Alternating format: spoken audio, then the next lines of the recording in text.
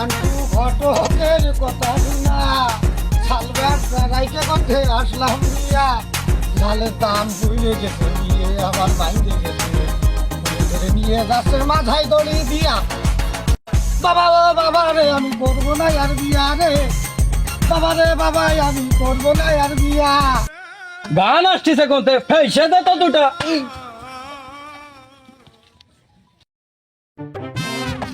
বহুদিন কোনো বিষয় দিতে পারি রে ভালো একটা কাজ হাতে পাইছি সব আলো সাইকেল পাইছি মাশাআল্লাহ আজকে এই কাজ করাই দেবই ইনশাআল্লাহ লাগে তোরা সবাই ঠিকঠাক মতো যাস যা যা করতে কব তাই তাই কবি ঠিক আছে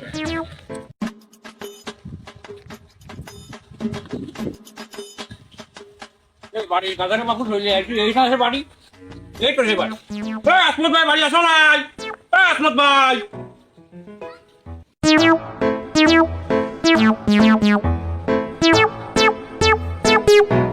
কিগা নান্টু ঘটক নাই হ্যাঁ হ্যাঁ আসলে আমি সে নান্টু ঘটক আপনি সেই আপনার মেয়ের জন্য এসে শাল দেখতে গেলেন আমি তো সেই বিভিন্ন ধরনের বিভিন্ন দেশের তো শাল ধরে নিয়ে চলে আইছি ভালো ভালো সাবাল মানে সে মেয়েটা যে দেখতে আসে তারা অনেক কি করবেন শাল দেখেন সকাল বেলায় নান্টু ঘটক বাড়ি চলে আইসাও মায়ে তো দেখাতেই হয় না বসে তো আর মায়ের ছেলে দেখাতেই পারি বলে নাও তোমাকে একটু বসার ব্যবস্থা করি কই রে নান্টু কই ইয়াটা নিয়ে আসিন একটু বসতি দে নিয়ে মাই নিয়ে এনে দে বাইরে দে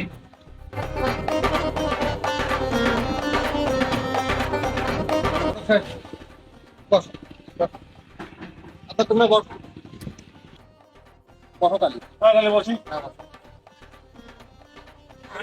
শাল তো ভাই এই যে বিজ্ঞানী শাল এটা আছে বিজ্ঞানী নাসা নিয়ে কাজ করতেছে চাকরি জাহাজ নিয়ে ও কত তুই কোলে রাখলেন রবি ও নাসা বিজ্ঞানী বলে কাজ হবে না আনে দুদিন আগে টাইটানিক ডুবে গেছে ও আমি নিতে পারবার না আনে ও আমার মায়ের বিয়ে দেবো না ওর সাথে ওটা বাদ দাও তুমি সাইডে যাও নেক্সট এটা আছে ইঞ্জিনিয়ার আছে বিভিন্ন সফটওয়্যার ঘর বাড়ি নিয়ে বিল্ডিং মিল্ডিং নিয়ে কাজ করতে আসসালামু আলাইকুম ওয়ালাইকুম আসসালাম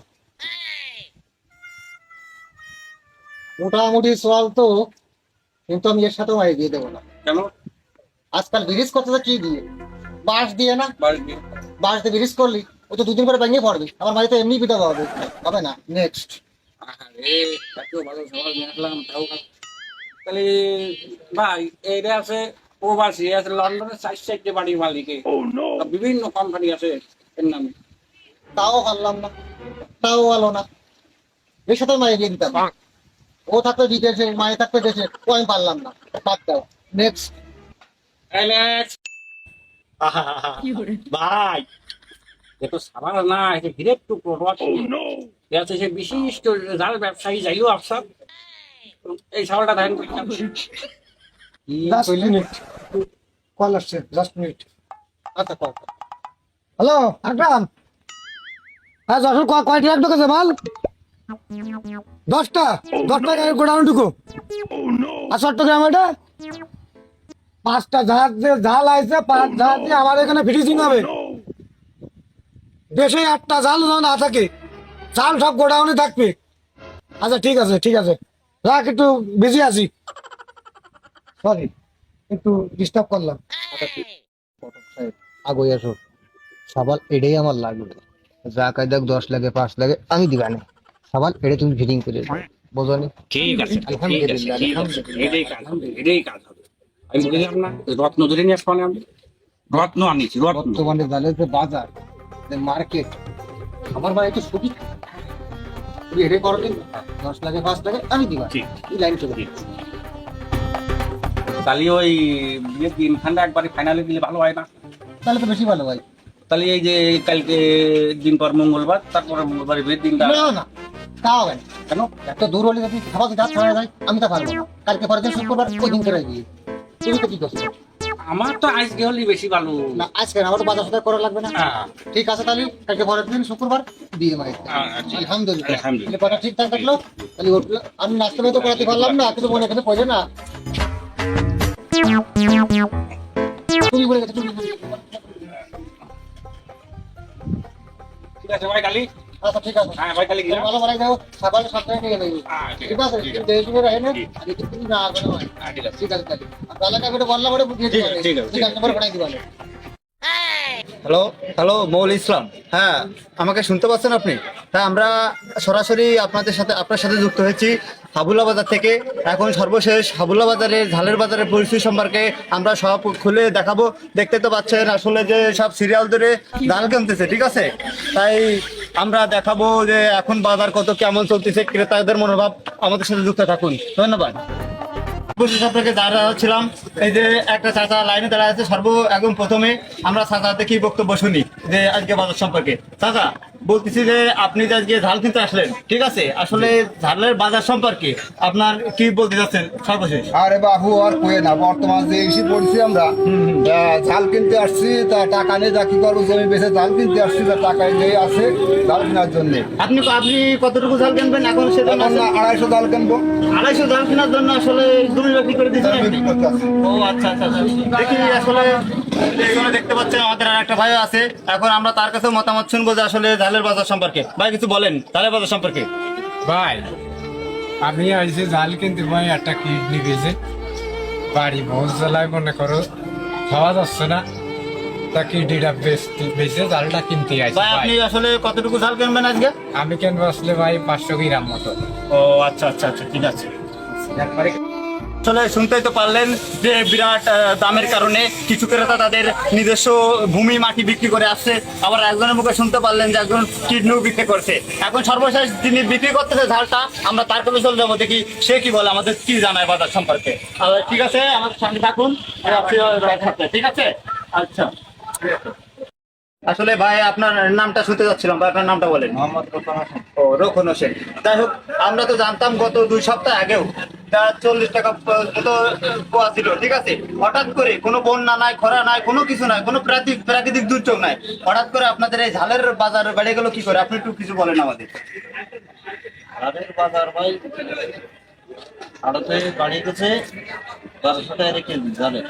ও তা আপনি জানেন না কিভাবে বাড়েছে এগুলো? কিছু কি আপনি জানেন না ভাই? না ও ধন্যবাদ ভাই আপনাকে। আপনি ঠিক আছে, আমরা মাঠ পর্যায়ে আছি, ঠিক আছে?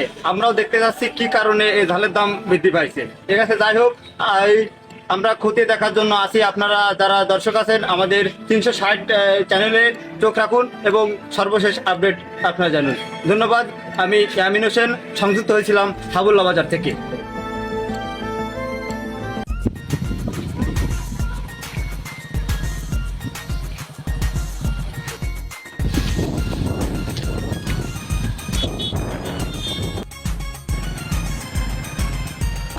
এ দোস্ত না আমি ভালো ভালো আছি দোস্ত। অনেকদিন দেখা সাক্ষাৎ হয় না। আর দেখা পারবো কি করে? আসলে আমরা তো সাংবাদিক, সারাদিন তোলাই বেড়াই, এ হলো তা হলো।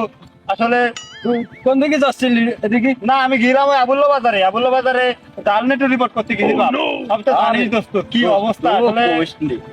আমারও তো উপরতে প্রচুর চাপ, জালের যে হাল, আমারও তো থিট হচ্ছে না। আমি তো চেয়ারে ফাঁসা রাখতে পারতেছি না। আসলে কি যে করা। আমি তুই কি ওই রিপোর্ট করে বেড়াচ্ছিস? হ্যাঁ, আমি রিপোর্ট করতেছি। আমারও যে চ্যানেল আছে, যে আমি 360 চ্যানেলের আসলে আমি সাংবাদিক, ঠিক আছে? ও তাহলে তুই জানে রিপোর্ট করতেছিস, তুই আর আমি একসাথে রিপোর্ট করবানে। আমারও তো একটা চাপ যাচ্ছে বন্ধু, আসলে রিপোর্ট করে আসলে সত্যিটা সামনে আনতে হবে, ঠিক আছে? আমরা তো দেশের সেবায় নিয়োজিত। আমরা দেশের যদি একটু উপকার করতে পারি, তাহলে আমরা নিজেরা সার্থক মনে হবো না আমরা সরকারের একটা চাকরি করি, ঠিক আছে? ঠিক বন্ধু, তাহলে দেখা হবে পরে, ঠিক আছে? যাও, আর এই বিষয়টা ফোনে কথা বলে নিবানি, ঠিক আছে? কথা বলি। এই ঝালের বিরুদ্ধে যে কোনো একটা অ্যাকশন আমাদের নিতে হবে বন্ধু। আচ্ছা বন্ধু, ঠিক আছে বন্ধু। আচ্ছা আচ্ছা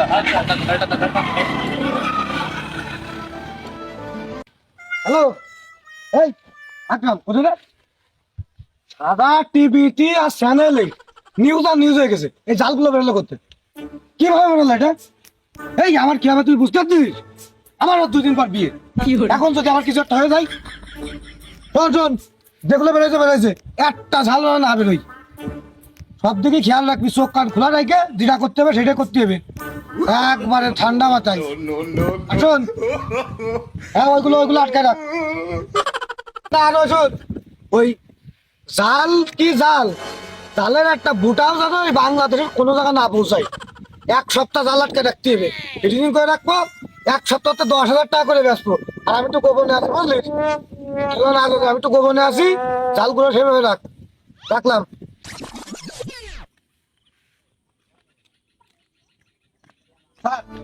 হ্যাঁ রিবাত, তুমি কোনো তথ্য পাইছো? হ্যাঁ স্যার পাইছি। কি তথ্য পাইছো? ওই যে জাইলো অফিসার আছে না স্যার, ওই জাইলো অফিসার এই বাংলাদেশের জাল সব ওই হালা কিনে নিছে। ওর গোডাউনে সব খবর গোডাউন সবর গোডাউন, মানে ওই গোডাউন কাজ ওই ই পাইছে কালকর বিয়ে। হ্যাঁ কালকর বিয়ে। কালকার বিয়ে হ্যাঁ। বিয়ে ওরা আমি করাচ্ছি। দোস্ত ইয়ামিন, ওই শুনলাম যশোরের জাইলো আফসার নামে একজন সব বাংলাদেশের সব জাল কিনে ওর গোডাউনে রেখে দিচ্ছে। হ্যাঁ এত একটা ই করতে হবে। তুই কই আছিস? হ্যাঁ তুইও দেখ, আমিও দেখতেছি। হ্যাঁ ওকে ঠিক আছে।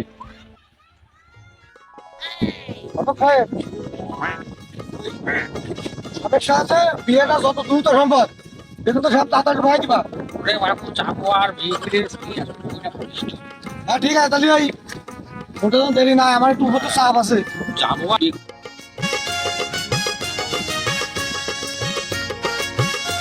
আসসালামু আলাইকুম। ওয়ালাইকুম ভালো আছেন? হ্যাঁ ভালো আছেন ভাই? যাক আলহামদুলিল্লাহ, যাক আলহামদুলিল্লাহ। আমরা চলেন চলেন সবাই, হ্যাঁ। সবাই ভালো আছো? আর দেরি করা যাবে না। করে সবাই বেশি দেরি করা যাবে না, সামনে একটা ইম্পর্টেন্ট মিটিং আছে। তাহলে তাড়াতাড়ি ছেড়ে দিচ্ছি কাজ। আত্মত ভাই, খালি দেরি নাই রে, বিয়ের কাজটা আমরা সেরে ফেলি ভালো হয় না? তুমি আদেশ দিলাম, তাহলে শুরু করো। তাহলে কাজী সাহেব বিয়ের কাজ স্বপ্নে শুরু করে। বিসমিল্লাহির রহমানির রহিম। বিয়ে শুরু করতেছি। হাসমতের একমাত্র কন্যা দিলরুবার সাথে যশোর নিবাসী মোহাম্মদ কাউসদারের একমাত্র ছেলে জাইলু আফসারের সাথে 1001টা জালের দিলমোহরে। বাবা আপনি কি কবুল আছেন?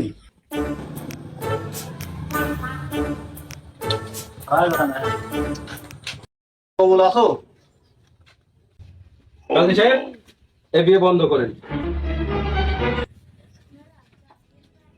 কি ব্যাপার আমাদের প্রাপ্ত বয়স্ক দুজনের বিয়ে আসতে আজকে আমার মেয়ের বিয়ে, সবকিছু কমপ্লিট, খাওয়া দাওয়া হয়ে গেছে, সমস্যাটা কোন জায়গাটায়? এখন বাবাজি আপনার মেয়ে যার সাথে বিয়ে হতে যাচ্ছে সে বাংলাদেশের জাল সিন্ডিকেটের প্রধান।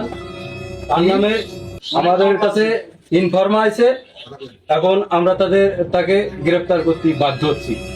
কি কটক সাহেব, বা আমি তো এত কিছু জানতাম না ভাই। আমি যে এত আয়োজন করেছি আমার মেয়ের বিয়ের জন্য, বিশাল বড় ব্যবসায়ী তাই জানতাম, আমি তো এত কিছু তার নামে আমি তো এত কিছু জানিনি। আইন সবার জন্য সমান, আপনারা অ্যারেস্ট করেন। হাবিলদার গ্রেফতার করো।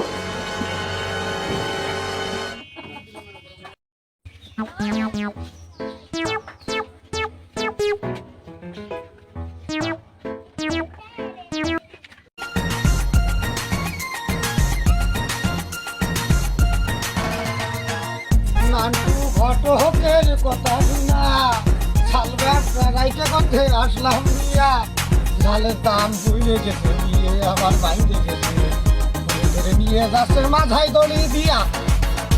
বাবা বাবা রে আমি করবো না আর বিয়া রে, বাবা রে বাবা আমি করবো না আর বিয়া। গান আসছে কোনতে ফেসে দে তো দুটা।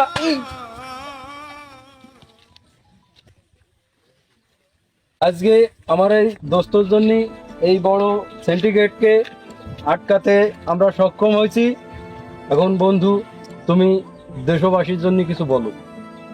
আসলে আমরা সাংবাদিক, আমরা একটা কাজ যখন সফলভাবে করি আমাদের ভিতরটা শান্তি পায়। সেই হিসাবে এরকম ঝাইলো আফসারের মতন বাংলাদেশের অনেক আফসার আছে যারা তাদের কারণে তেল থেকে শুরু করে বাংলাদেশের যত প্রকার মনে করেন যে আসলে নিত্য প্রয়োজনীয় জিনিস আছে, শুধুমাত্র তাদের কারণেই আমরা এত উচ্চ দামে কিনি। তাদের এই কৃত্রিম বাজার তৈরি করে সাধারণ মানুষকে এত কষ্ট দেয়, এতে আসলে বাংলাদেশের সব মানুষই অনেক দুঃখ পায় এবং তাদের সয় সম্বল বিক্রি করে জীবন চালাতে আসলে অক্ষম হয়ে যায়। আসলে আমরা যদি ধরতে পারি, এরকম যদি আমরা সিন্ডিকেট ধরতে পারি, তাহলে মনে করেন যে আমাদের সোনার বাংলাদেশ সোনার মতো করে চকচক হয়ে একদিন উঠবে ইনশাল্লাহ।